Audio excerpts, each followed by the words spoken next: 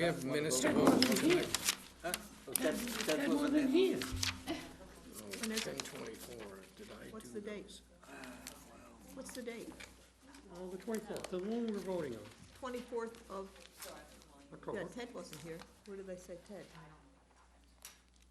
For opposed. And they got Ted opposing. And I Yeah, don't, but this was the minutes of April 25th that we were doing. okay. It's the minutes of April 25th. We just were voting that part of the minutes in that meeting. okay, all right. Good. So that's why Ted was there. That is confusing. I mean, I'd have to look at it again. Everybody set? You set?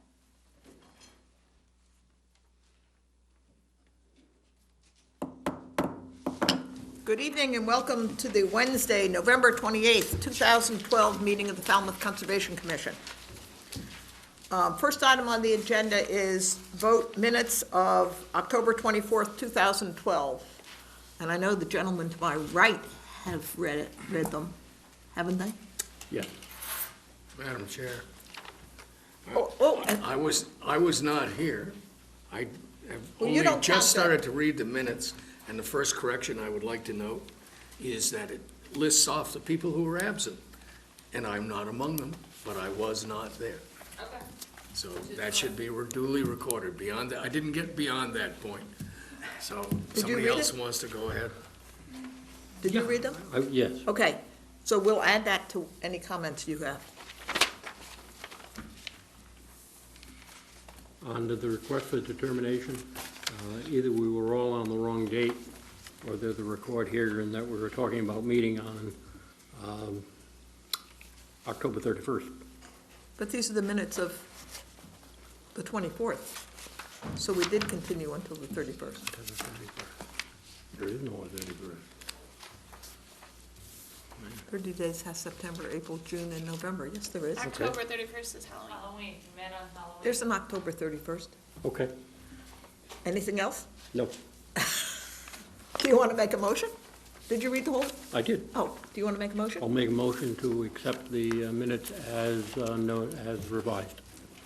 Second. Any other comments? All in favor of the motion on the table, which is to accept the minutes of October 24th, say aye. Aye. All opposed? Any abstention?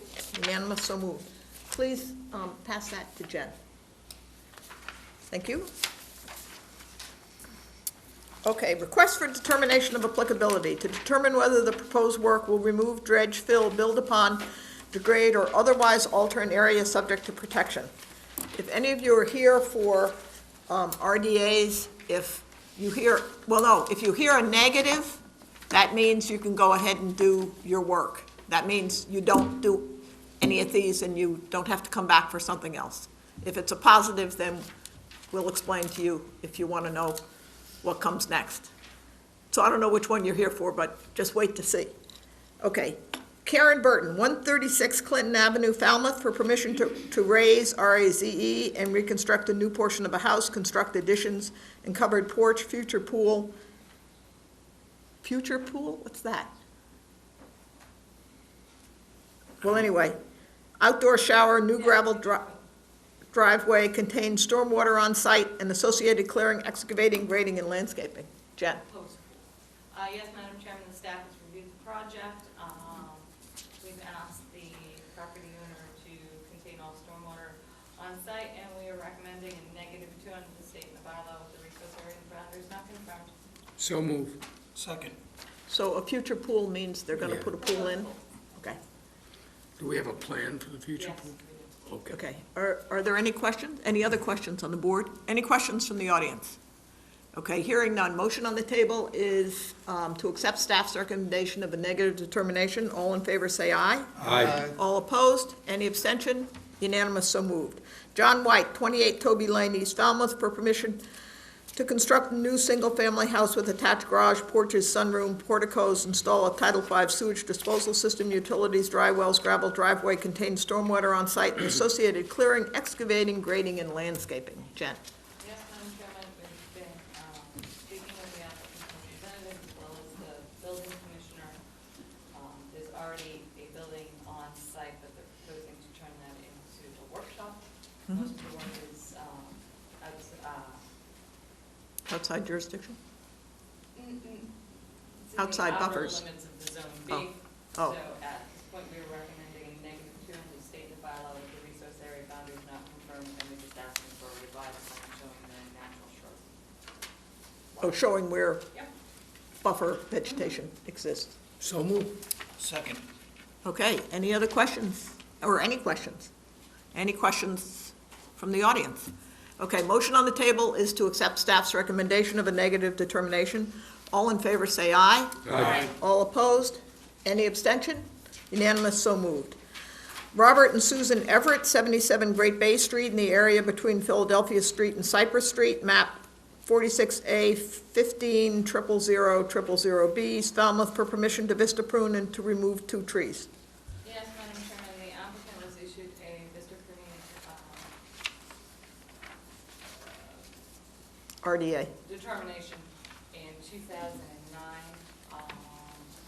It was based on a site visit with the conservation agent and in accordance with the Falmouth wetlands bylaw.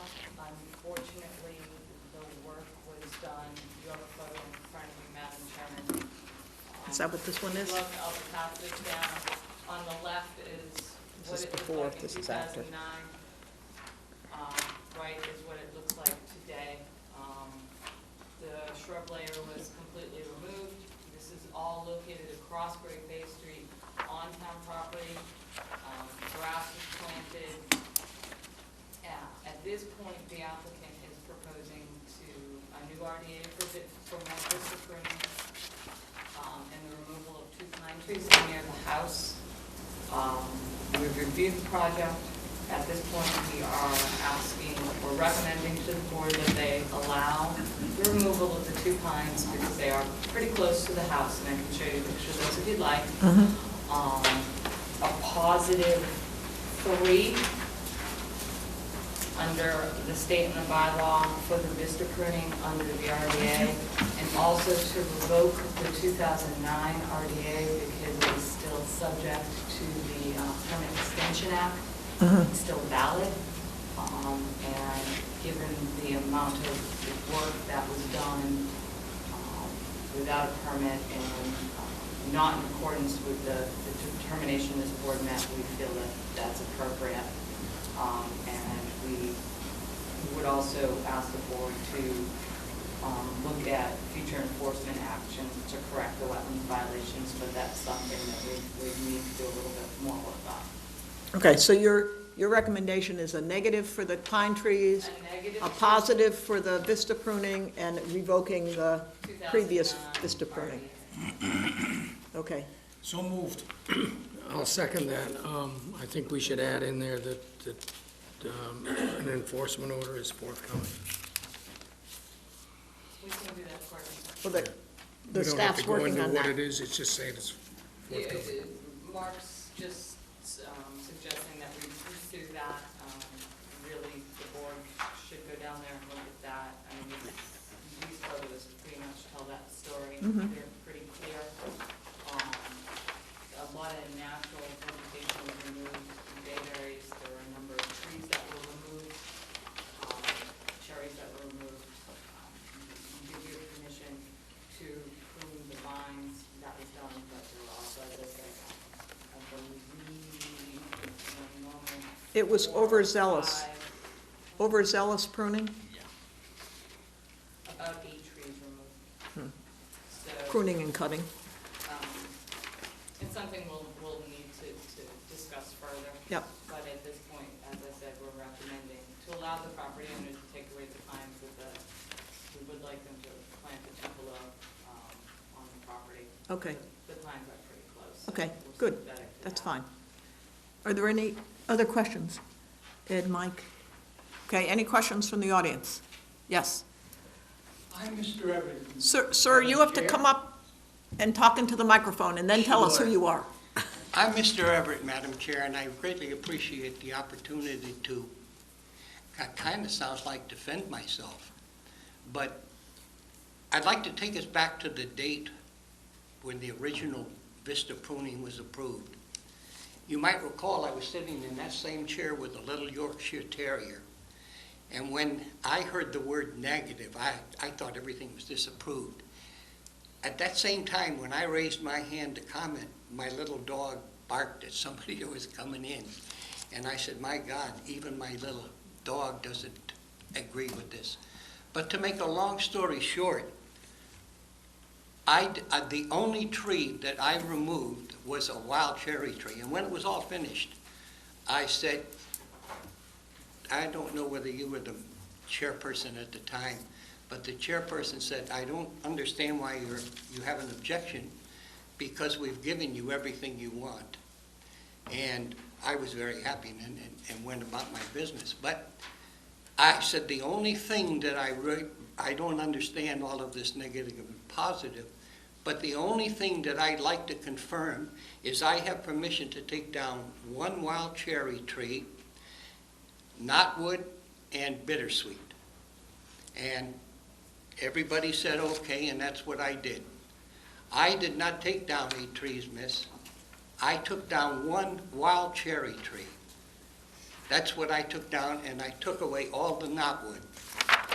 I also, Wait a second, Jen. when we went down to take out the vines and the poison ivy, and there were poison ivy bushes that were 3 and 4 and 5, 6 high, that had roots on them almost as wide as my hand. By the time we took away the vines that were on the tree and the poison ivy, there was no shrubbery there, miss. There was no shrubbery there, and I did not plant grass. Sir, I understand what you're saying. You were allowed to remove the knotweed with a management plan. You were supposed to meet with the staff. It was all detailed out in your RDA. We allowed you to take the vines, but there wasn't a large amount of natural vegetation that was removed. There were trees removed, there was bayberry No, removed. miss. The pictures do not lie, sir. I don't happen to have those photos, but There. I removed one wild cherry tree that I had permission to do. That's the only tree that I removed. Well, sir, this is, the grass could have come back naturally once it was didn't cleared. plant grass. But sir, right now, you have permission to remove the 2 pine trees, Yes, ma'am. plant a tupelo, Yes, ma'am. and then any further, and not to do anything across the street. Okay. And then we'll be back to you for a further discussion. All But for right. tonight, you can remove the pine trees and put in the tupelo. Okay. And not do anything across the street. Okay, well, I actually, from that date on, from the time it was done, have not done anything across the street except to keep the Japanese knotwood at a minimal level. That's the only thing I've ever done. Okay, well, if we need to get back to you on this, we will. Thank you Okay. so much. I appreciate the opportunity. So Thank Mark you. asked me to hand this to you. You had requested a copy of your old RDA? Yes, ma'am. There it is. The photos. Oh, he asked me to give you this. And you can come in tomorrow and get a copy of Okay. this. Thank you. Okay? Okay, is there any further comment? Okay, motion on the table is negative determination for the pine trees plus a tupelo to be put in, a positive determination for the vista pruning, and a revoking of the 2009 vista pruning. Yes. Pruning. All in favor, say aye. Aye. All opposed? Any abstention? Unanimous, so moved. So you're clear where you are right now, right? Thank you, miss. Okay, and staff will be working with you, and if we need to see you again, we'll see you again here. Thank you. Okay, thank you. Okay, continued request for a determination of applicability. James Tichy, 352 Scranton Avenue, Falmouth, for permission to remove a 2,000-gallon underground storage tank and fiberglass fuel line, check soils for contamination, and backfill and pave over. And you needed some more detail on this, right? Yes, and we have received more detail. We're comfortable with the methodology that is proposed, so we are recommending -2 under the state of the bylaw with the resource area boundaries not confirmed. Move to accept staff's recommendation. Second? Okay, motion and a second on the table. Any questions? Any questions? Okay. Motion, are you with us there? Okay. Motion to accept staff's recommendation of a negative determination. All in favor, say aye. Aye. All opposed? Any abstention? Unanimous, so moved. Okay, request for hearing under a notice of intent for permission to remove, fill, dredge, build upon, degrade, and/or otherwise alter an area subject to protection. All hearings of the Falmouth Conservation Commission are heard simultaneously under the authority of the Massachusetts Wetlands Protection Act and the Falmouth Wetlands Bylaw. Although a single decision is issued, it represents a separate decision under each authority. Raj and Sadhna Bhatia, 182 Edgewater Drive East Falmouth, for permission to reconstruct a portion of the existing pier that includes replacement of 6 timber pilings with 12-inch pilings, reconstruct support timbers and walkway decking for a 5-foot by 50-foot section. Jen. Madam Chairman, I'll save any of my comments until after Mr. Bolso's presentation. Good evening, Mike. Good evening, Madam Chairman, members of the Commission. My name is Michael Borselli from Falmouth Engineering, and I represent the applicant.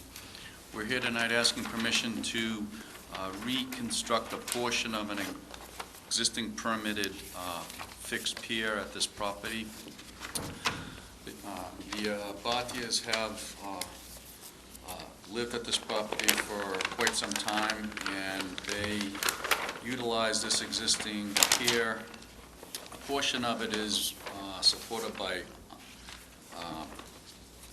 pipes, steel pipes. In fact, if you look in the notice of intent, we attached some photos that might help you understand the situation if you haven't been to the site.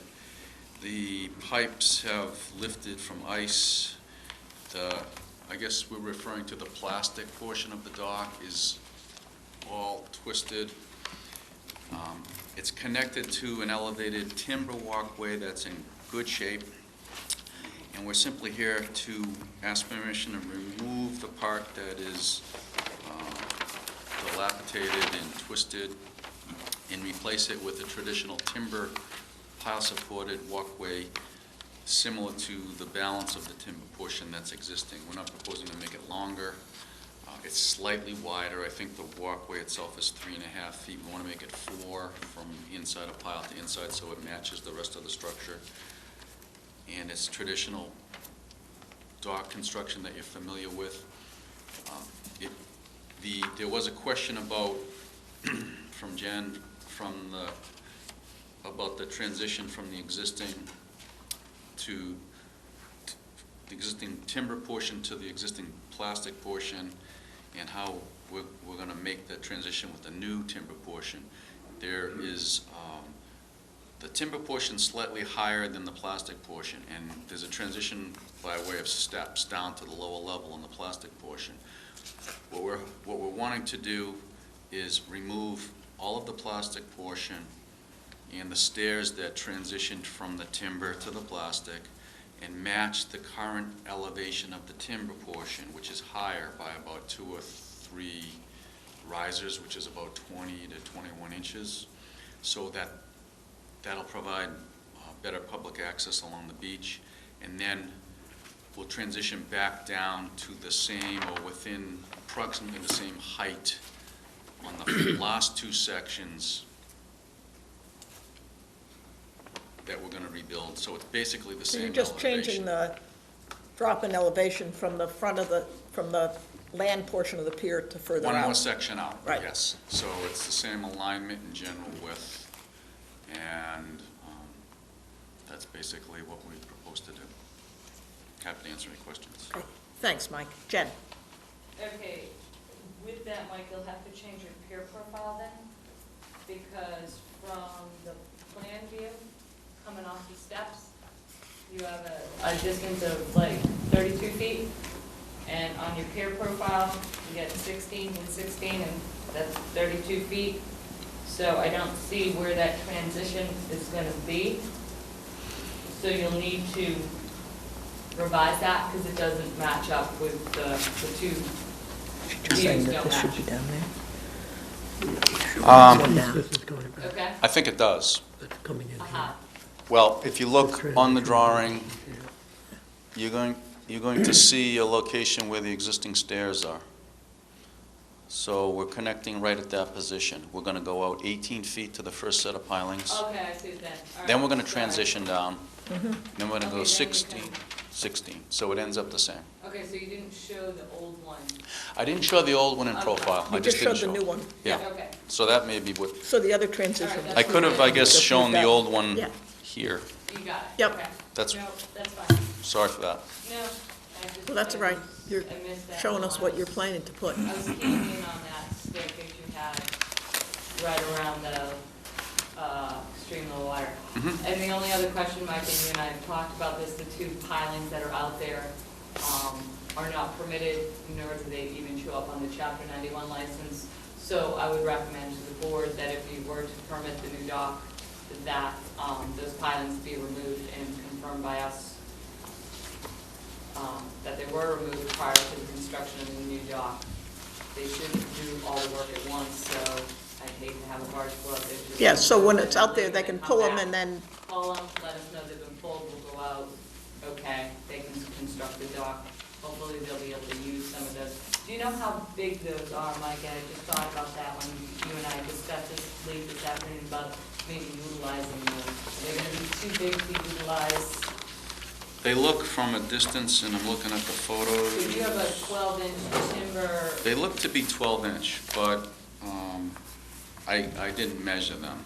They look from the photos to be 12-inch. okay, It and would- just well, another, depending on their condition, you may or may not want to reuse them. True. yeah, and also. And they're also maybe CCA treated, so. Yeah, we may not, when you, just make sure the next time, this is just something that Mark picked up on when you're doing the public hearing notice, make sure the narrative is plan that, you have 10-inch pilings in the narrative and 12-inch on the plan, so we're gonna go with the 12-inch. Yeah, I'd like permission, I'd like to have reserved the right to use the 12. They may use 10, but Okay, just, it's, you know, just make sure everything matches, and other than that, I think the only other question, that was raised out in the field, and Mike will probably raise this as well, the staircase going down into the marsh. Right. The ones that are just landward of that salt marsh, Yeah. he's, any way we can maybe block those off so people aren't trampling in the salt marsh? I think the only reason they're there is to gain access down to that level. I don't know that they really serve any purpose other than that. There's another set of stairs that, this Go has a underneath the walkout gap. basement, so there's Yeah. another set that get you down to the To get lower under level. there. So I don't really think that, I haven't spoken to the bodies, but I don't see any real need for those stairs. I mean, the way the former walkway was laid out, it pretty much channels all the activity on the walkway and kind of keeps people off that marsh, which is, you know, protecting that bank, and the bank's fairly steep. Why don't So to we- have that staircase in the marsh, it just, Jen, why don't we just notice that it's there, and in the special conditions, give them permission to take it out? oh, definitely, if the board wants them taken out. Yeah. I'm just saying it would limit the activity in that marsh, and the property's doing fairly well because all that activity is channeled down that existing staircase, so. Are they on those stairs on the Chapter 91 license? They're above mean high water, so they Oh, wouldn't they show. wouldn't be on it. That whole Yeah. structure is on the Chapter 91 license, so let me double check. These are the ones that go down the side, right here. Right, they go that way. I can't tell from the Yeah. license plan. I see the ones going underneath the house, but I don't see the other ones, so. Michelle? No questions. No questions. No questions. Mike? No, Ed. we got it. Yeah, just a couple of things on some inconsistencies between the original The Chapter 91? 190 Yeah. and the order of conditions. One thing, there was special conditions and one of which says the dock shall be no longer than 35 feet in length. That's what the special condition says. However, the attached engineering drawings do show a dock as 50 feet. So it's possible that the commission at the time intended it to be 35 feet and not 50 feet. But in fact, if that was their intent, they did not require a revised drawing, and that leaves the whole issue somewhat way up in the air. And I would simply add that while I'm mentioning these discrepancies, to pull this thing back to 35 feet would put the terminus in very, very shallow water.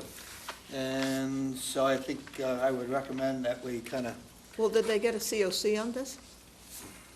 Then I would have I can answer, Madam Chairman, and I have a letter that will, I have the COC, Okay, but it's interesting to note that, and that was. that Ed brought up, That Ed yeah. picked that up because the administrator at the time, in May of 1986, when they issued the certificate, wrote a letter to the engineer at the time and said, the commission voted to issue the certificate subject to receipt of a revised as-built plan. Although the dock is not in compliance, there is no adverse environmental impact. New paragraph, you stated and stamped that this project was in substantial compliance with the order. It is indeed in violation with special condition 4, the dock shall be no longer than 35 feet. The dock measures 50 feet, a 45% enlargement. I suggest that in the future you be a little more careful about what you call substantial compliance. So, she wrote that, but I think she came to the same conclusion about water depth, and they Yeah. still ended up issuing a compliance, so. A 45-foot, we don't Mark, I've never consider seen a letter from Mark a like de that. minimis Right. increase. I've never seen a letter from Mark Kaspersick like that, but anyway, Okay, that was at a different time. there is one other issue I'd like to bring up. The original plan does refer to, as the pilings being 2 inches, which is closer to what I observed when I visited the site, Those would be the metal, well, the metal pilings. the metal Yeah. pilings. right, Two those are 2-inch Right. pipes that we're replacing with traditional timber pilings that are, we're asking for 12-inch diameter for the timber. Those are pipes versus pilings. I just want to make sure it's understood. We're going from 2 inches Correct, to 12 inches, not from 10 inches to 12 inches. No, Correct. no. The 10-inch thing. That came was- From the narrative. that was the narrative. Yeah. Well, in fact, they're 2 inches. Well, so no, I think that should understand be it's going understood. from pipes to, which are more subject to being pulled up and, Well, that's why freezing it's in a, conditions, et that's why it's cetera. all twisted, the pipes Right. didn't hold up. right. And Okay. the license plan does show it at 50. Okay, yeah. Well, that's interesting. And it's interesting that Mike could provide the answer to that. Yeah, the only other comment I'd make is, I guess if this was coming before us as an original plan, I would have a lot more problems with it. And particularly the fact that I'm looking at 2 mooring fields, and only at the extreme end of the mooring fields is there water depth over 3 feet. The end of the mooring field, landward end of the mooring field is in only about, well, it says 1.2 feet of water. So presumably any boat that's being brought in there Would be is bow being first. brought in bow first, and it's probably grounding out at low tide. I just point out these imperfections in what was previously approved. Right. But this again, the fact that it this was previously approved Right, puts me in a position of saying, moving it on. is what it is. Okay, are there any other questions? Anybody need any more information? Motion to close and take it under advisement. Second. Madam Chairman, we don't have a DEP file number. You don't have a DEP number? Aha. Well, before we go to a continuance, let's see if there's anybody in the audience who has a question. Chairman came in. Anybody in the audience have a question? Madam Chairman. I'm pretty sure that the P number came in real late on. Oh, I didn't, as of like 4:30, I didn't see it, so. No, I'm- it came in about, I'd say, 6 o'clock. Oh, great. All right, then there's a motion and a second on the table to close the hearing and take it under advisement. No more further questions here, no more further questions there. We'll take the vote. All in favor, say aye. Aye. All opposed? Any abstention? Unanimous, so moved. Thanks, Mike. Oop, you're up next, Mike. Joseph and Beatrice Mora, 133 Surf Drive, Falmouth, for permission to construct a patio, second-story addition landing with steps to relocate an outdoor shower, remove a paved driveway, and relocate with a gravel driveway, install mitigation plantings and associated clearing, excavating, grading, and landscaping. Jen? Yes, Madam Chairman, I'll take away from Mr. Burke's presentation. Mike? Madam Chairman, again, for the record, Mike Borselli, Falmouth Engineering, and I represent the applicant, Beatrice Mora. This may look familiar to you. You reviewed this project at a Did look familiar. previous application, and unfortunately denied that project. It was a proposal to construct a deck on the front of this house. It's in a velocity zone, and it was bigger than the 200 square foot maximum allowance for an addition. Although we tried to persuade you, you made a finding that you couldn't, just because of the requirements of 10.38 work in a velocity zone. So we're back after going back to the drawing board, and the applicant has designed a new front porch that now measures 10 by 18, which is 180 square feet. So the original one was 350 or so square feet. So we're asking for permission for the reduced size porch. We're also continuing to request permission to remove the paved driveway off of Surf Drive and replant it with native plantings in Falmouth friendly lawn. And we're going to relocate the driveway away from the resource areas on the back side of the house on Bywater Court in this location. The wetland resources in question are land subject to coastal stone flowage on this side of Surf Drive. Across the street, on the other side of Surf Drive, we have coastal dune, coastal beach, and then land under the ocean, Vineyard Sound to the south. So all the work is on the other side of Surf Drive. I think this now conforms to FWR 10.38, and I believe all the other activities are certainly better for the environment. So I'm happy to answer any questions. Okay, thanks, Mike. Jen? Yes, Madam Chairman, Mike, it's nice to see that the applicants took the board's comments to heart and didn't try to go forward with their original proposal.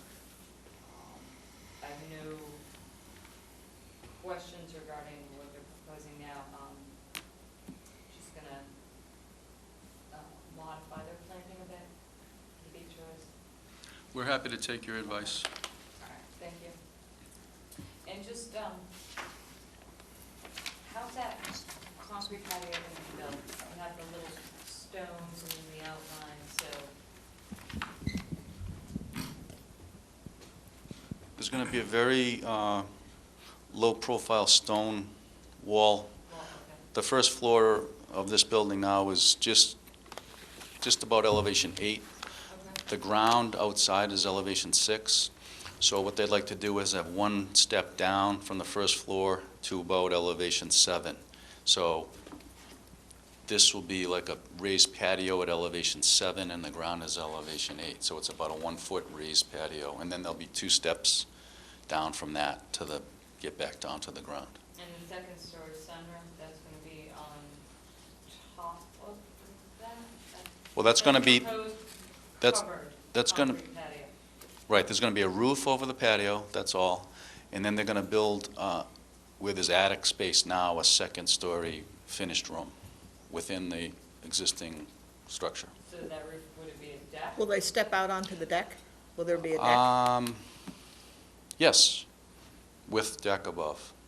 Yep. So that sunroom will step out onto a Yes. little, yeah. Yeah, you'll be able to go upstairs inside the house be in that room or step out and have a roof. Yeah. The deck will have a roof over Yeah, it for that's view. nice. Okay, thank you. You can have sun or shade, as you like. Ed? Yeah, I just have a question, Mr. Borselli.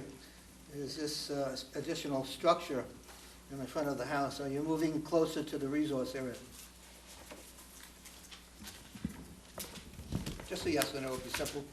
Yes, but we're still in the outer buffer zone B They're in of a the dune. B buffer zone. We're not within an A.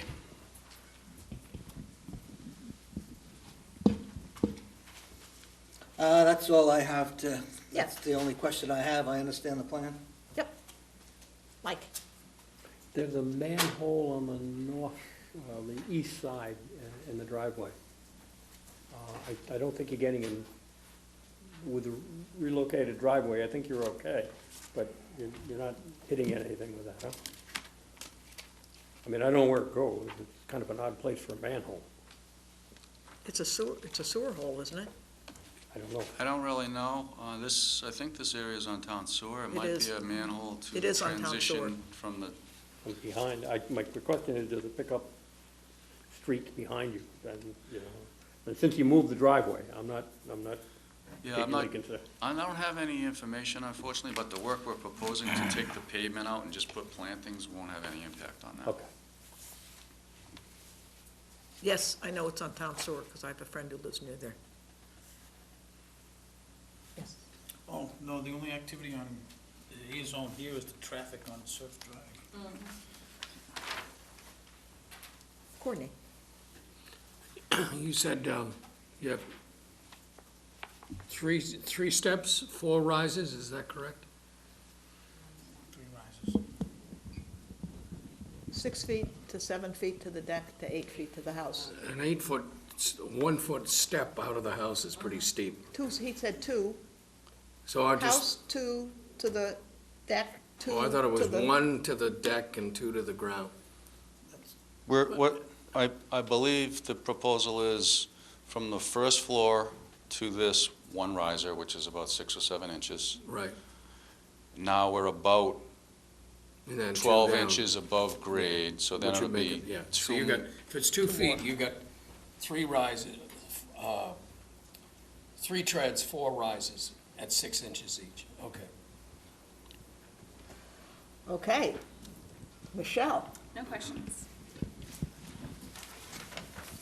Okay. If- Motion to close and Do we have take it enough under information? advisement. Second. All right. Any more questions? Any questions from the audience? Hold on, please. One more question for Mr. Borselli. Is the existing structure in a V zone? Yes. Thank you. Is it, I'm looking for it on the plan, and I haven't been able to find that. Well, that's because it's entirely in the V zone. It's entirely in the V zone, and so the only place it's noted on my plan is in note number 4, flood hazard zone V18, elevation 13.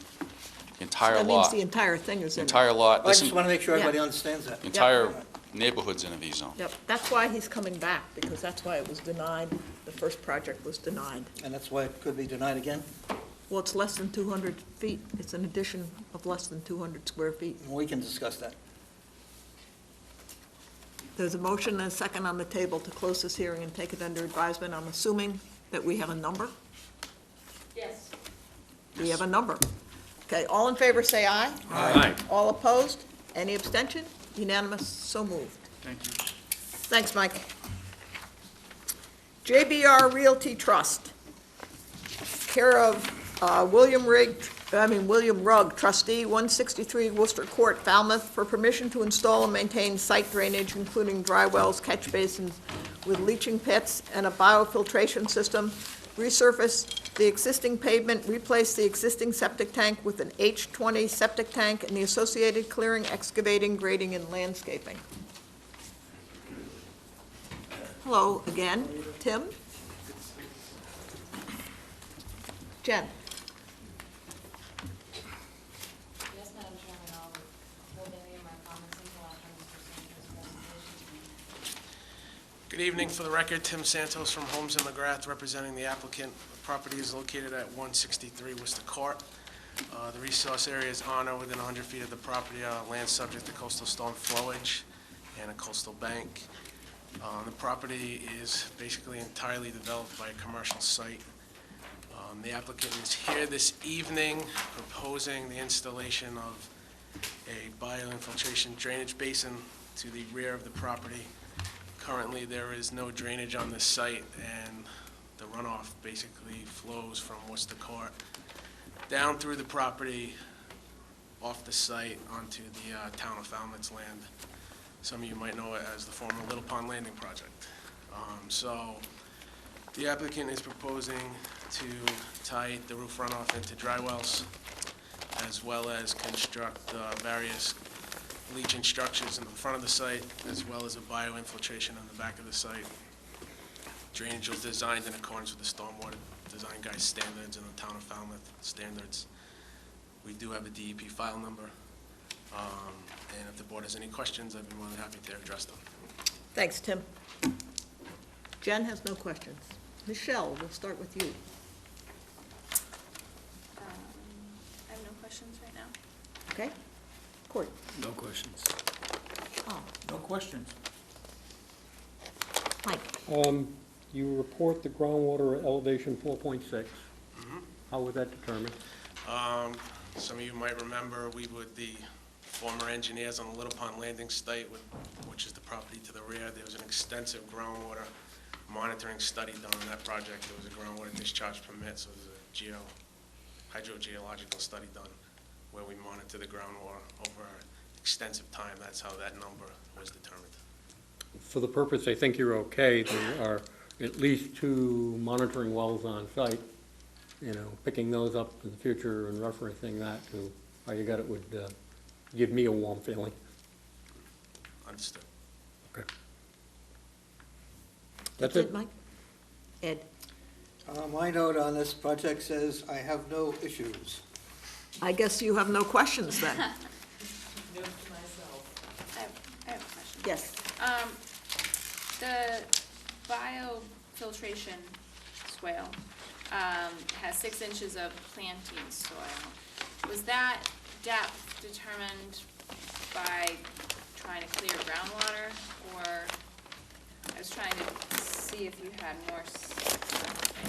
Well, it was a combination of trying to get a 2-foot separation between the bottom of the infiltration system and also trying to get an actual infiltration basin to fit in the rear of that property there. Yeah. So, yeah. I'm wondering if you don't need as much stone, and you could have more soil. I'm just thinking about the growing media for the plants. So you're talking the 6 inches of stone on the bottom? Yeah, I mean, is that more for storage, or, I mean, there's No, no no. under drain or anything? No. So you don't really need that stone? No, we could cut it to 3 and add 3 I more think inches a to the outside. 12-inch minimum would be good. So you're talking 9 inches in the planting soil, Let's see. 3 inches in the sand, and then 3 No, you inches? could do 12 inches, you could get rid of the stone altogether. Okay, that's not a problem. Potentially. I mean, just, I've never seen it go less than 12 inches unless there was some specific reason to, if it was really constrained, so. It was the groundwater constraint. Yeah, if you don't need the stone for an under drain, or, because I see it, I mean, it overflows and goes in a different direction, so, I would just recommend to have more That's more not a soil. problem. So we'll just put that as a, Yeah, Jen, as a, yeah, minimum 12 inch in the planting soil. condition. Anything else? Okay, no more information I do needed? have one question, if I Whoop. can ask my fellow commissioner, You may. I assume, Michelle. you mean Michelle. Looking Although at, Courtney's welcome to answer also. looking on the same sheet, 3 or 4, it says loom and seed or sodded shoulder. Is there a preference of the seed over sodded in that kind of application? Where are you seeing Up on the that? right-hand side, just below the typical 500 leaching chamber, All the way to the right, all the way to the right. Right. yeah. And go down below typical 500, And it the says- next figure below that, Uh-huh. where it says plan. loam and seed or sodded shoulder. There's no real substantial difference to either one, no advantage to, I mean, sod stabilizes quicker, but, I mean, if you have time, I think loam and seed, if you have time to get it established, I would do loam and seed. thank you. Okay, then can we have a motion? Move to close the hearing and take it under advisement. Do we have a Second. second? Are there any questions? Okay, motion on the table is to close the hearing and take it under advisement. All in favor, say aye. Aye. All opposed? Any abstention? Unanimous, so moved. Thanks, Tim. Charles and Thomas Crane, 26 and 39 Juniper Point Road, Woods Hole, for permission to construct and maintain house additions and modify the terrace at house number 26, and to install a retaining wall with steps, remove the existing greenhouse, install a new Title V sewage disposal system, dry wells, utilities, and the associated clearing, excavating, grading, and landscaping. Jen?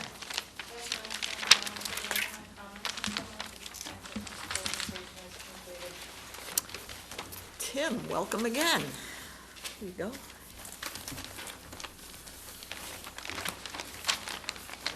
Again, for the record, Tim Santos from Holmes & McGrath, representing the applicant. The property is located on Juniper Point Road in Woods Hole. The resource areas on or within 100 feet of the property are an inland bank, bordering vegetated wetland, coastal bank, and land subject to coastal storm flowage. If you're coming down Juniper Road, as you approach the end of the road, it's the first house on the left, number 26. This is the house we're talking about. The applicant is proposing to remove the existing greenhouse and construct some additions to the existing home.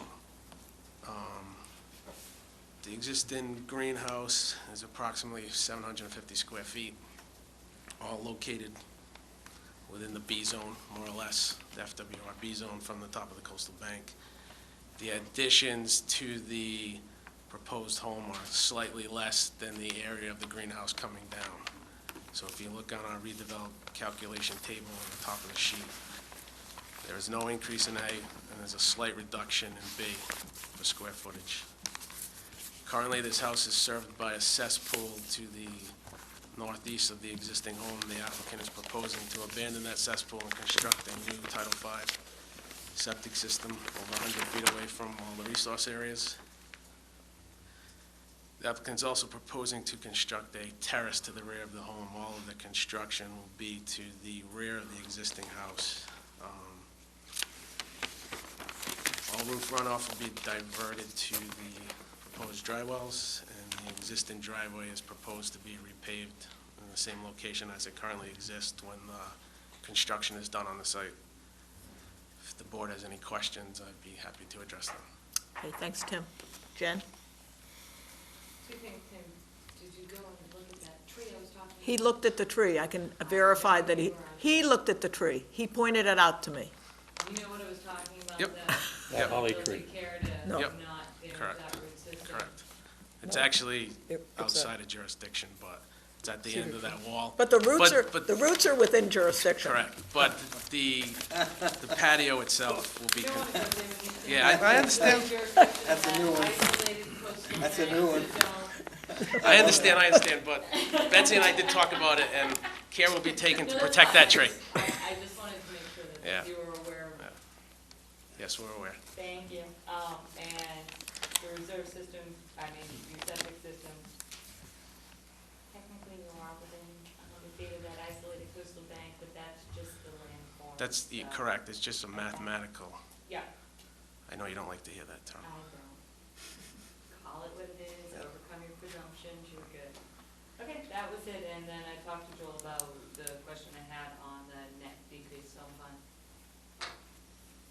Interesting property out there. It's kind of cool. Very cool. It's the first time I'd been that far out on that road. Yeah, it is, it's Yeah, I know it's in interesting there. out there. Yeah. Ed? Yeah, just one thing. it did take me a minute or two to find the property, because I was looking for 39 Juniper Point Road. Ye- And the Yeah, house number was- the way the assessors works is the property itself is assessed at number 39. So that's why it's listed at number 39, but the actual work's being done on number 26. And Jeff Johnson from our office went through this with Mark. There's multiple houses on the property, so but it's actually assessed at number 39. So that, Okay. the order's listed as number 39, but the work's being done on number 26. Well, I almost went down the driveway in Yeah. front there that said Yeah, private maybe in the property. future for something like this, you could put a big sign with 26. I think So that on we're the not- sign that says Homes in McGrath, and then it says, I didn't even see Name the of the Homes and applicant. McGrath sign. there's one up Oh. front. And it says number Well, I 26 saw right them, on it. so I didn't look for any other signs. There were stakes everywhere.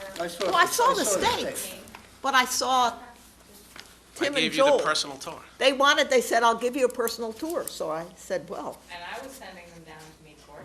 I know. They were waiting for you, Courtney, as I left. I know, well, I hope you I didn't would wait like too to- long. Couple minutes. All right, we're good, Yeah. we're good. Okay. Mike? I've been covered, thank you. It is a really interesting place, Yeah, it was cool. no questions. I would have loved to have gone down. I have no Oh, you questions. missed your chance. I know. It would have been an interesting piece of vicarious history. It was, and you would have gotten a lovely tour also. Oh, I know. Michelle? No questions. Okay. Move to close the hearing and take it under advisement. Second. Okay. We have no further questions? Are there further questions from the audience? Yes, sir? Sir, you may ask a question, but you have to come up and tell us who you are. Okay,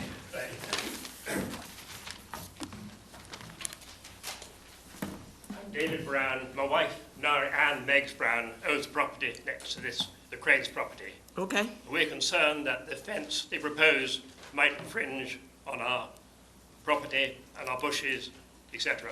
On the fence? His plans show a fence between us and this property. Okay, We're we'll, concerned about the property line. okay, we'll let Tim address that.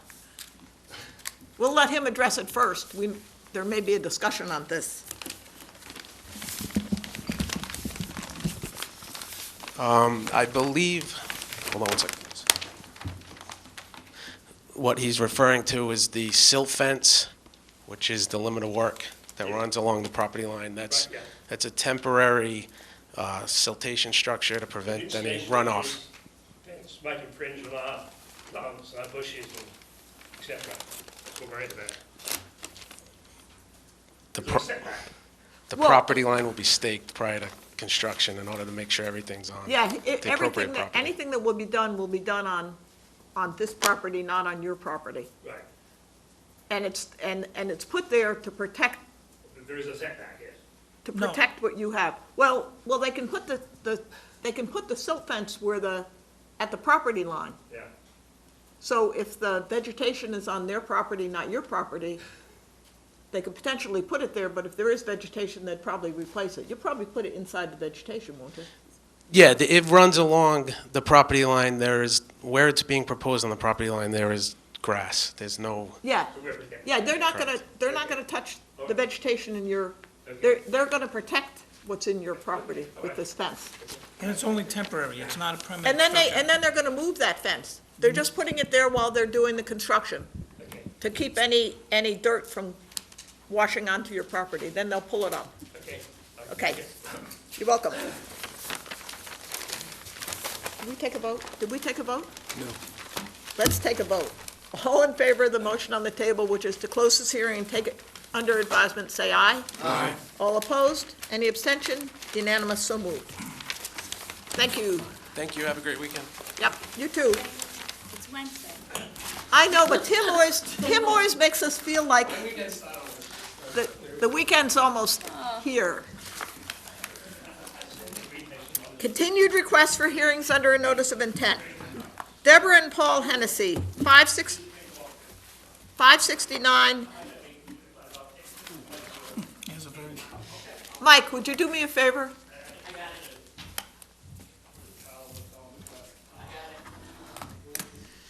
569 Courier Road, East Falmouth, for permission to remove remnants of a concrete block retaining wall, install fittings, native plants, construct the native stone and mortar retaining wall with steps and returns, and the associated clearing, excavating, grading, and landscaping. Jen, Oh, no, I'll, wait until Jeff, actually, no, I do have a few comments. Basically, the board asked the applicant to submit a revised plan. I believe, Mike, you wanted the trees located on the property this is you, Mike. for this one. And Tom, you wanted to see an 8-foot footing, and, or you were looking for an 8-foot footing on this. So those were the comments that the board had the last time. And now I'll save any additional comments until after Justin. I just have a little bit of paperwork to, Wait a second, Jeff, it's Yeah, okay. not your turn yet. We have I to, hear you. Betsy, Tom, Michelle, and Ed.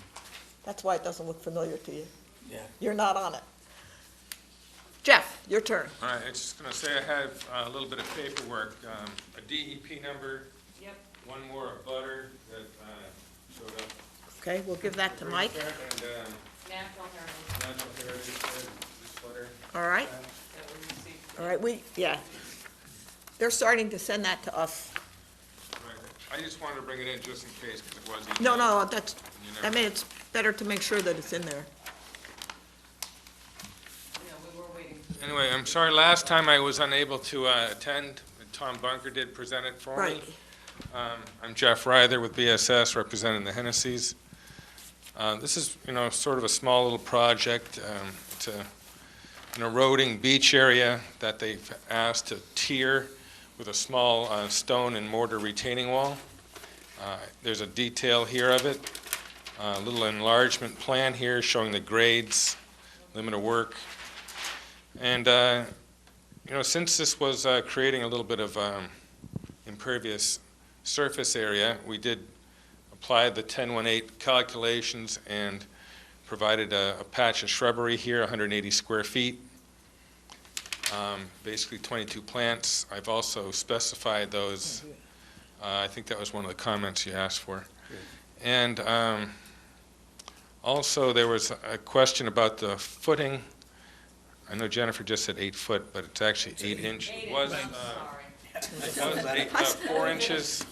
Remember, this is only a small wall. It's a Right. 1.5 feet wide, 2 Yeah. foot tall. It doesn't really need all this, but it's certainly not going to go anywhere. So it's an 8-inch footing. It's got rebar in it. It's got the number 4 bars. This is a 1/2-inch bar in diameter. Epoxy coated so that it doesn't corrode and break the wall apart. And so those are placed in the footings with a dowel coming up into the stonework. I did see that Tom Corvo asked for that detail on the putting the rods up, so they'll be in a joint. You have to kind of set the rocks around those rebars. They're gonna use granite, right? And they've also got a small drain, a 1-inch diameter tube going through the wall at the base to drain it. There was a question about a couple of trees. They weren't labeled. They're all labeled now. I didn't get all the trees, but the ones that are in this area. I've added the willow at the end of the wall. There's a briar shrub at the end of the other end here. I think that's about what you were looking for. I'm not sure, but to go out and nail all these trees, that would have been a lot of tree work. So I just got the ones that were on the project. Yep. Okay. There's a list of revisions here. We just went over them real quick. But Yeah. that's it. That's a nice, Any questions? that's another nice site. It's beautiful out there. It was nice. Yeah. You went out there, right? Yes, absolutely. Okay, we Nice have people, too. all the information we need. I'd like I to think so. say thank you for, it may not seem like much, but that's good money being put into that. Oh, yeah, no, That- it's That'll not- substantially, and it's not that costly to do it. It's a little bit more, but it's well worth it. And prevent erosion. No, I was What's just going trying to on right keep now. the concrete volume down because it's remote, So you'll have to mix it there, Wheelbarrow it over, maybe. I thought you were gonna, Make a motion to Yes. close and take it under advisement. Second. any other questions? Any questions from the audience is shrinking rapidly. Okay, all in favor say, all in favor of closing the hearing and taking it under advisement, say aye. Aye. All opposed? Any abstention? Unanimous, so moved. Thanks, thank you. Jeff. Owen Potter, 64 Irving Road, East Falmouth, for permission to demolish the existing single-family house and construct a new dwelling with attached garage, deck, and porch with stairs, outdoor shower, installed dry wells, utilities, and the associated clearing, excavating, grading, and landscaping. Jen, I guess we need the quorum. Do we have the quorum? Mike, Betsy, Oh, Mike, Betsy, Tom, Tom, Ed, and Ed, Courtney. and Courtney. I'm on this one? You're on this one, and Michelle isn't on it. Okay. Jen, do you have any comments? Just a few, Madam Chairman, there were some slight revisions that needed to be done to the plan, regarding setback from the deck. There were some modifications that the staff wanted to see in the landscape plan, and Teresa went out and met with Mark to discuss the planting plan and various features on the site, that the staff wanted to point out, to the applicant's representative.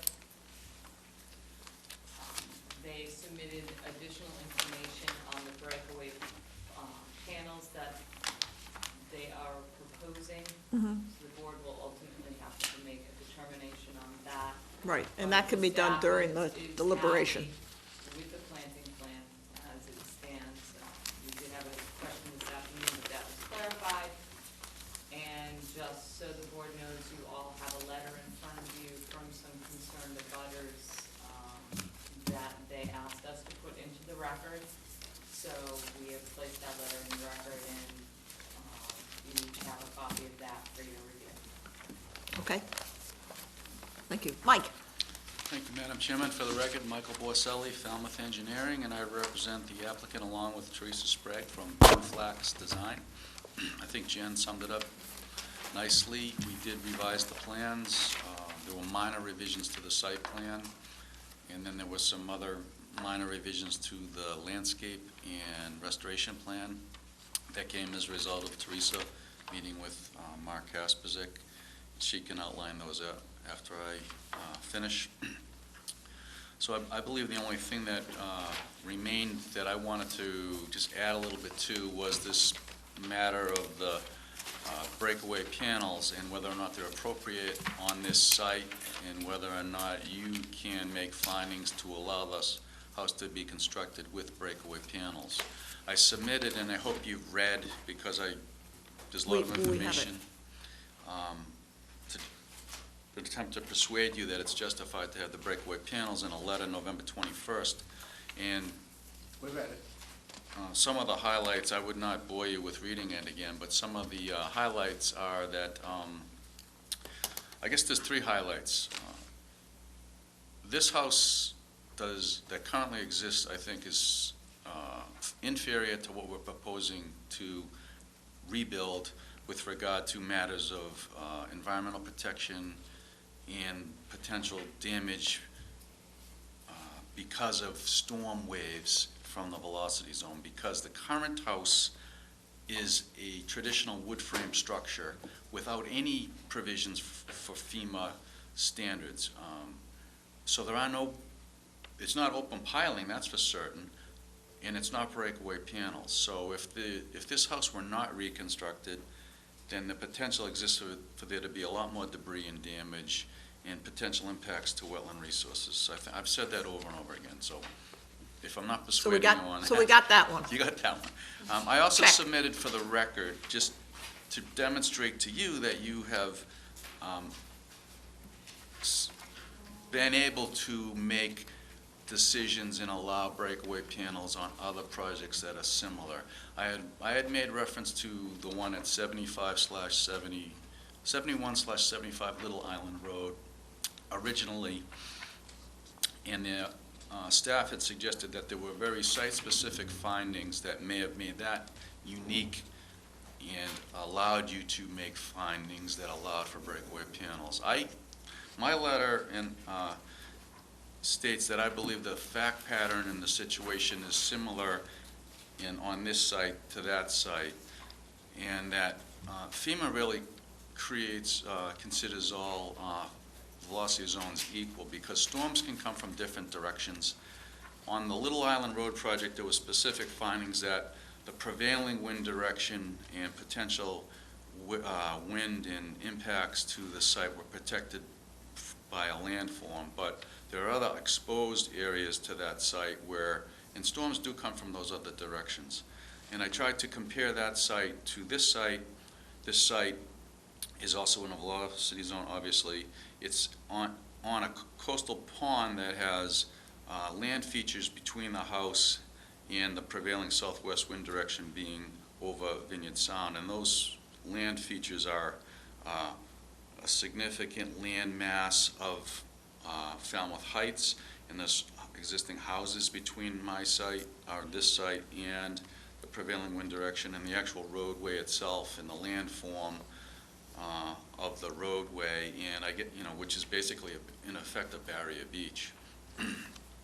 But I also point out that another case that I've asked to be put into the record along with 7175 and that Little Island Road, and that is one that's very close to and certainly in a very much more exposed area, and that is 77 Minot Road, which was an existing single-family dwelling, which is right at the very end of Mara Vista Ave on Minot Road,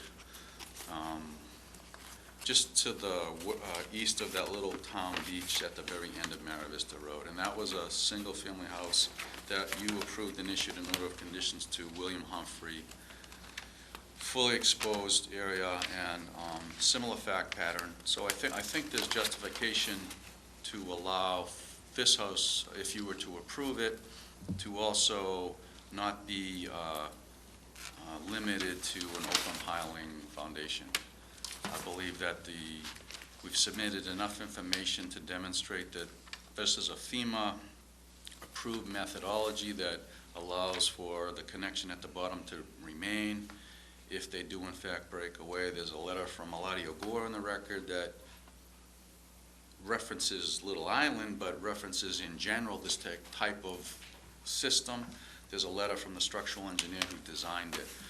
The only thing that I haven't been able to add to, and I think it was Commissioner Schmidt, I believe, wanted to know if we had any real-time testing experience from storms where this system was used.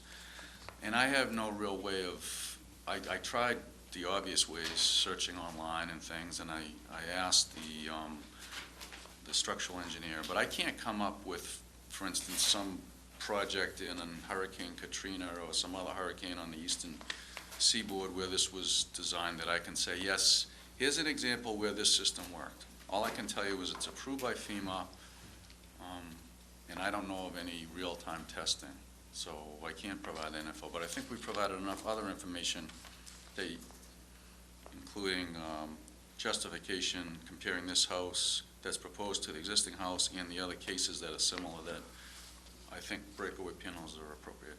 So with that, I'll turn it over to Teresa, and then we're both here for questions. Okay, good evening, Teresa. Good evening.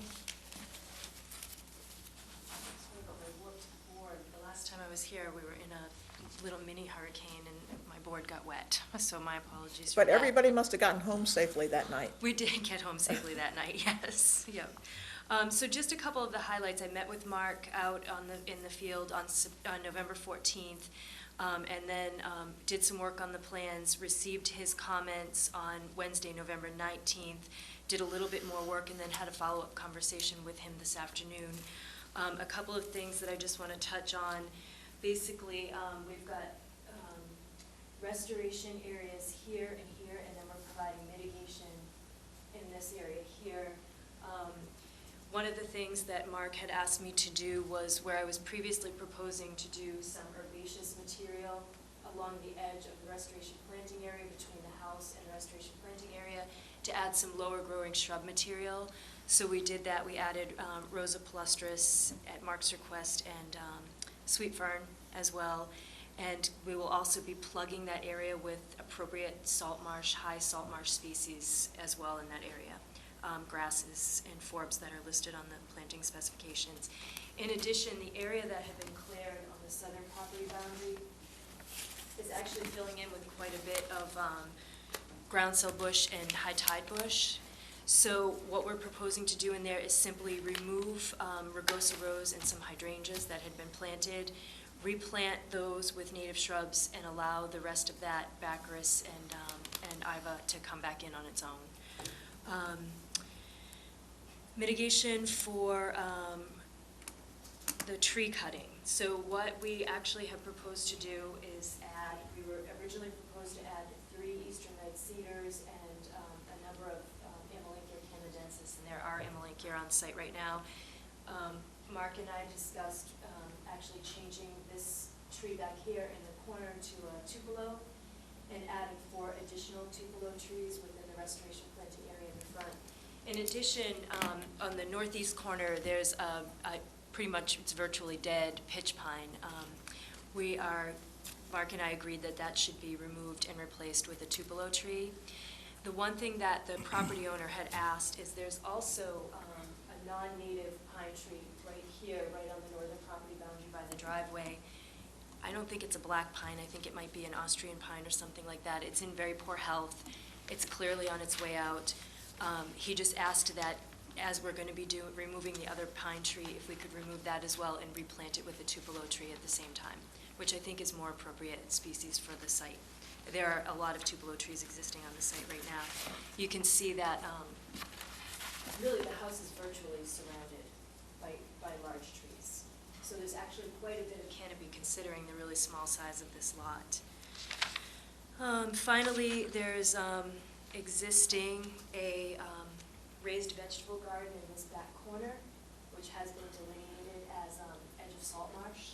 So we're proposing to remove that and replant that area with appropriate salt marsh shrubs, Iva, fructescens, and Baccharis helmifolia. Mark located, for lack of anything else to call it, some dirt mounds that are kind of left throughout the marsh area. They're slightly bigger than clumps, but not quite hillish. I don't know where they came from. The property owner says he doesn't know where they came from. It could be that brush was dumped in some areas over time. Mark has simply asked us to dig those down so that they're at the level of the existing topography. They're all vegetated. Spartina is growing over them. There is some poison ivy growing out of some of them, but we're certainly happy to do that.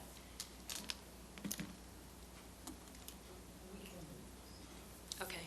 Well, anyways, I did point them out to the property owner, and we are willing to dig those down. I did ask him to ensure that there was no pets or anything buried under there before I started digging them down, and he did. He said, I'm joking, but he did say, no, I don't know how they got there. Finally, the one other thing that Mark and I discussed was the pathway that had been cleared and mown out through the salt marsh. We're proposing to replant that area with shrubs, the area that's on the Potter property, and allow the salt marsh path to grow in on its own, just to revegetate naturally, so that nobody's walking through there any longer. And there was a dinghy that was kind of moored, I guess, at the end of that or on the ground.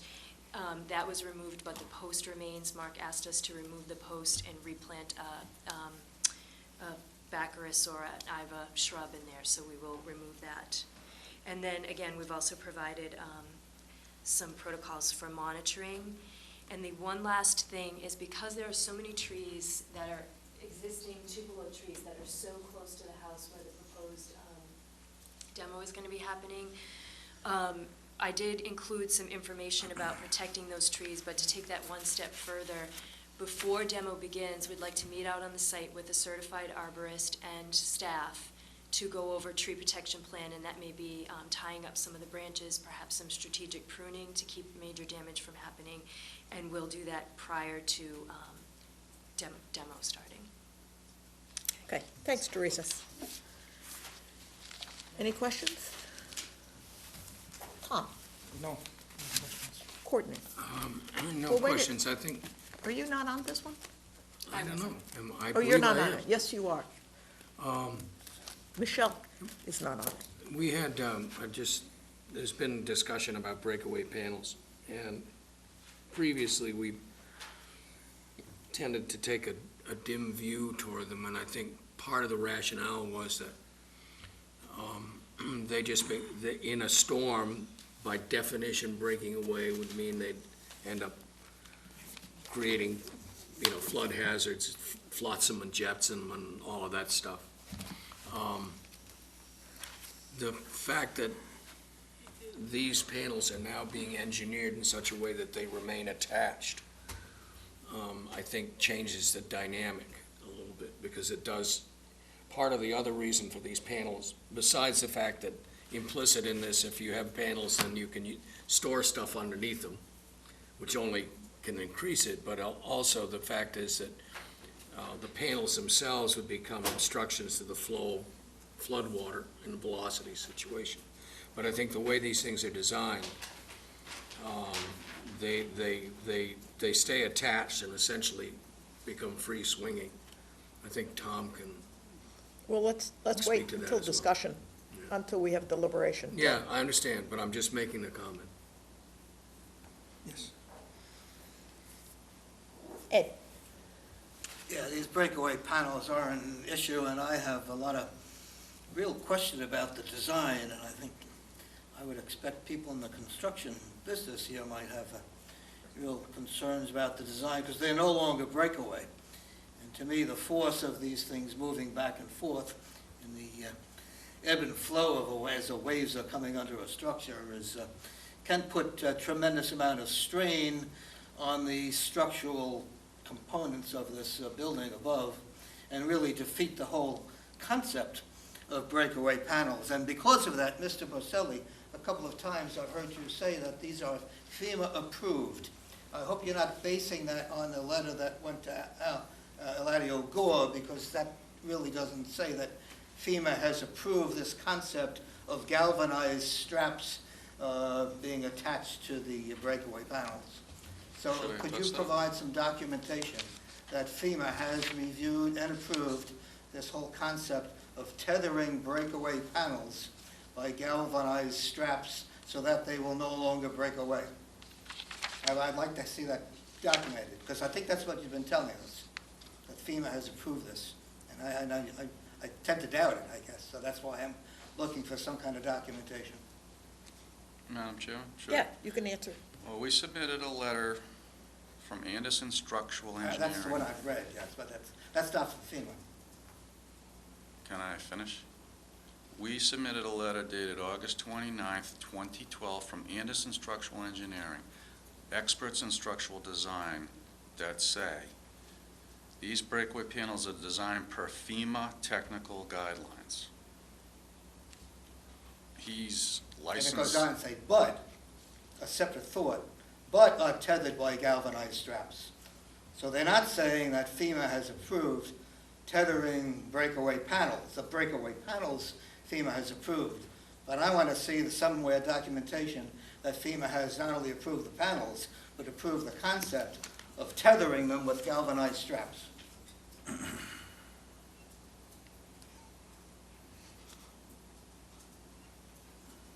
I think your client should really want to see that. I too. think It's a we've very dangerous I think we've construction submitted a letter concept. from an expert that is saying that this system is in accordance with FEMA standards, and it goes on to It doesn't say, say that. can I not be interrupted, Madam Chairman? It goes on to say, we believe this panel assembly satisfies the velocity zone requirements of 780 CMR 8th edition, as well as FEMA. That's the next paragraph. Okay, well, yeah, you've submitted it, and those are the data that we have to make a decision on. And I'm just trying Like to, this. I'm trying to make sure that Mr. Schmidt understands that, and you're gonna deliberate, that this is what you approved before, on on another On a case. very different project. Well, We're gonna deliberate, I have a completely I know. different issue with them, Well, but that's I'm not fine. gonna bring it up tonight because it doesn't, it's irrelevant to the discussion tonight. Yes, I would like to just let it be known that the last time that we discussed panels, there was some information submitted by myself from the state of Texas, from Louisiana, and from North Carolina. And that breakaway panels are used on barrier beaches in all three of those areas, and that there is some latitude in design. A galvanized strap in Massachusetts may be a certain gauge and thickness because of what goes on here. It's a universal code. There's a lot of latitude for different types of construction, slab on grade, open piling, different types of things. So there's not one specific design that accomplishes everything for every panel in every situation. It is something that is adaptable and is constantly, literally being improved every month with our building codes. In our building code in Massachusetts, the upgrades every year, the thicknesses of typical hangers in wind shear walls, all kinds of things. It's not just the breakaway panel that is going to be compliant. Please don't lose sight that even if you don't allow these panels, that house is at the top level of all the newest building codes available. Period. End of story. This is meeting all kinds of criteria that has been debated and researched and engineered over many, many years for obvious reasons as we see in the storms that hit in New Jersey. You know, it's an evolving, constantly adapting code, and it is getting more stringent and not less. So this breakaway panel, it's not something that literally doesn't break away. I've done them on the harbor, I've done them in other parts of town from 1979 when they weren't required, and it was just something that an entrepreneuring engineer put out there to try to handle certain situations. So it's something that I look forward to deliberating and giving good information. I'm not sure, I look forward to the deliberation. but- I'm just looking for documentation from FEMA, We- but we if have- you don't want to provide that, that's okay. Courtney, I just want to follow up to something that, a succinct follow-up, though. yes, and that is that a lot of the upgrades in the building codes made recently, like the 7th edition, the 8th edition, and so on, with the standards that they have, a lot of those are driven by the insurance companies who bear the brunt of the cost when a storm like Sandy goes blowing through. So they are very conscious and have worked very hard with all of the various authorities developing these universal codes to make sure that the standards there will hold up in a serious storm. So I think that I would second what Tom is saying, that the design of these things, sure, is it possible for them to fail? Sure, possible for them to fail, but the design is something that's acceptable to the insurance companies, among others, who feel we're going to bear the brunt of the thing if they fail. Could we have a motion on the table? I move to close the hearing, take it under advisement. Thank you, Ed. I'm not going to belabor the point. Well, I just wanted to say one thing. wait a second, let me see if anybody has any further questions. Okay, I just wanted to say, that I meant no disrespect to Commissioner Smith. I may be sounding frustrated. I don't mean it if it's taking that way. I feel we submitted information that. yeah, you submitted information, Ed wanted to know if you had something directly from FEMA, and that's fine. I think we're all, Well, apparently we don't, Yeah. so it's okay. no, we have what we have, We have what we have, Yeah. nothing directly from FEMA, right? right? And I can't say anything else. I've done my best. And we will obviously have a lively discussion when we come to Sitting right there listening. deliberate this. You've had your last comment. Is there anyone else in the audience who would like to comment? Okay. So we have a motion and a second on the table to close this hearing and take it under advisement. All in favor, say aye. Aye. All opposed? Any abstention? Unanimous, so moved. Thank you. Thank you.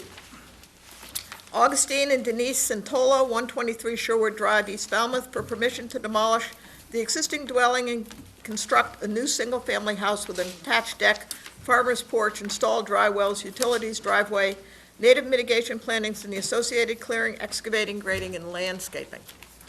I know who you are. I'm trying to figure why you're here. You're from the Enterprise. I was going to say, you look familiar, but you weren't asking any questions.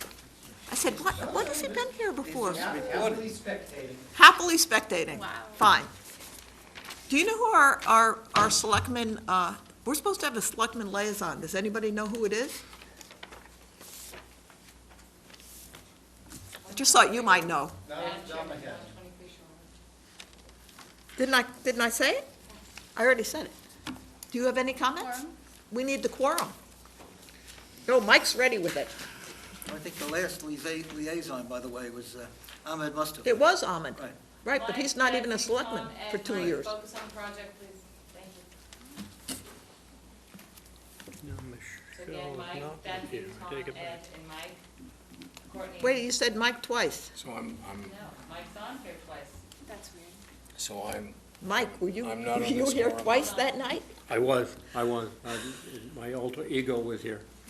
No, I don't think it was me. So it's Mike, Betsy, Tom, Court. so I'm not on this one. No, I think you might. Tommy with me. Mike, You are. Betsy, Tom, Ed. it's gotta be Courtney. It was November, Courtney, we're here November 7th. Did you just write this down? Yeah, I put him, Well, how come you don't have Ed's name there? I should. Yeah, have Ed. Mike, Courtney, Betsy, Ed. And Tom. And Tom. No, Courtney's not on it. Okay. Tom, Betsy, Mike, Ed. Okay, Ed, you, me, Tom, Isn't Courtney on it? Mike. Courtney's not on it. It's Tom, not Tommy. It's Tom. THOM. No, you're not, Courtney. You were also not on it. Yes, You want I to sign? know that. My turn. You're on it. Your turn. Am I on the quorum? Yes, you are. Do you want to say something? Just briefly. Okay. Plan has been revised to address the staff's concerns and the board's concerns about moving that house closer. You recall this house. We didn't want to move originally closer to the proposed marsh. to move closer to the salt marsh. It was not allowed by your regulations. The applicant has listened to the board, modified the plan. The plan is within the same footprint, more or less, as it did. I'm so sorry. It's okay. Of the proposed house, the only issue the staff sees remaining, the plantings have been revised, the mitigation has been revised, is the two sheds that are on the property. Originally, one shed was being proposed to be removed. The board needs to decide whether or not you'd like to see the structures removed, mitigated for, one removed, one mitigated for. The shed issue just is unresolved, so you'll need to determine that, and a revised plan can always be submitted to show the mitigation for the shed, if that's what the board chooses to require. I have no other comment to add. And I'm sure Mike is going to offer to mitigate for the shed.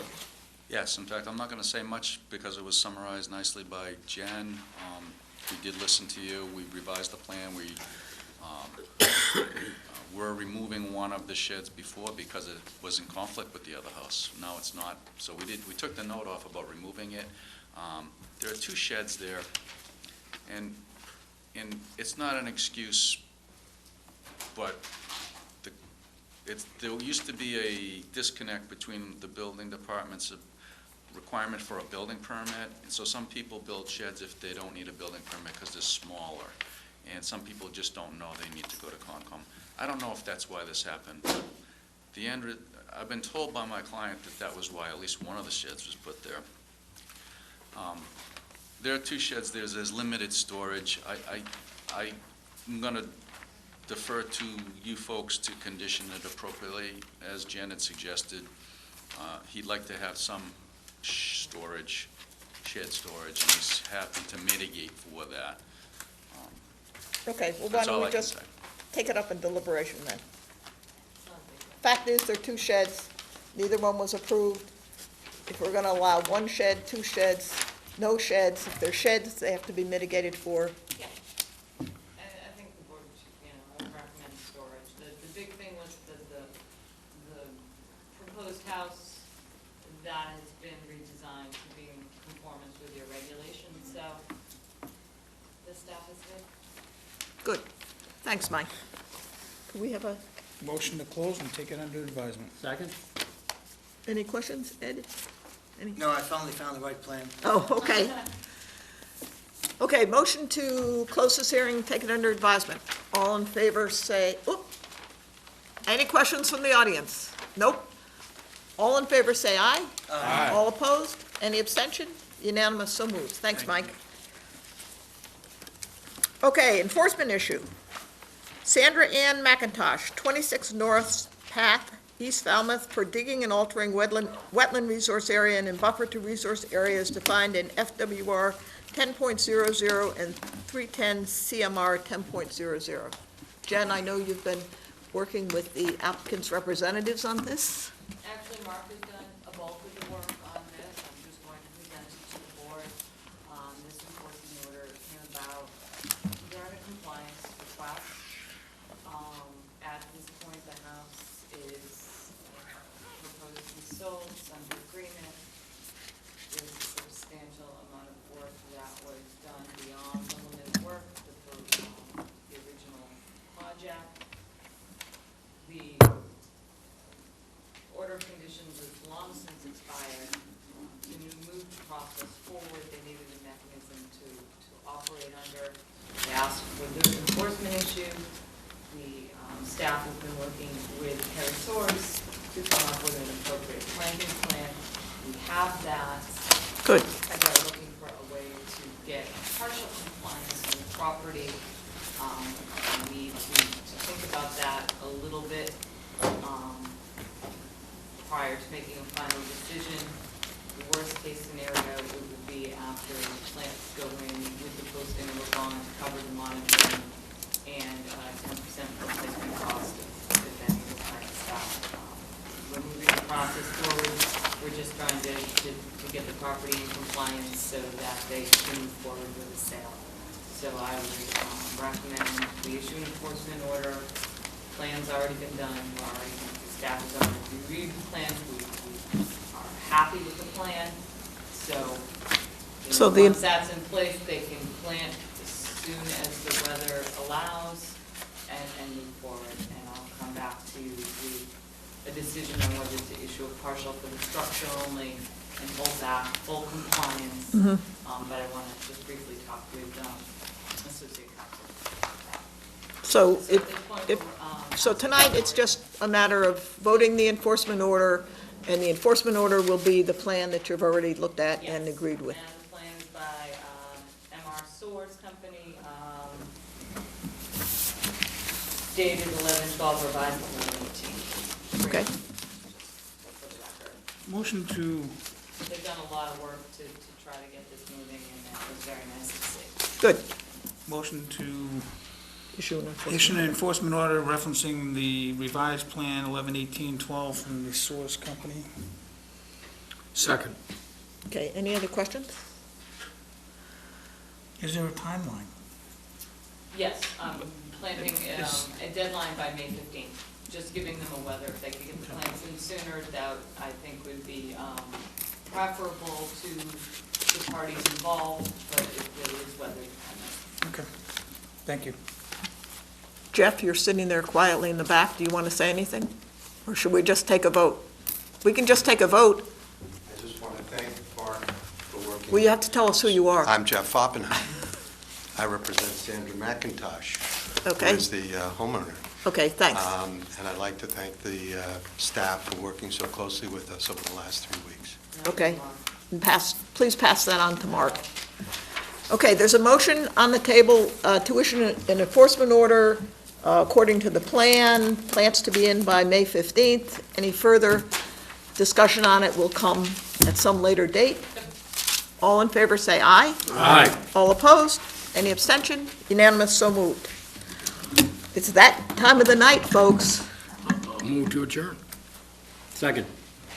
Yeah, just a question. We got a document that led me to believe we might be having some kind of an executive session soon to discuss litigation based upon some materials that were forwarded. Who did you get it from? I didn't get one. I got it.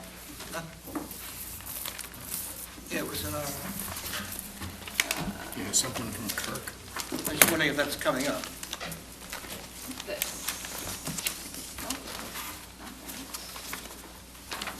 Thank you. There was a thing from Edward and Kirk. Oh, and we did respond, this was, we were responding to Attorney Kirk's Mr. Kirk, right. request, and I can prepare something for the board next week to brief you on that. Okay. Okay? Okay, we have a motion and a second on the table to adjourn. All in favor, say aye. Aye. All opposed? Any abstentions?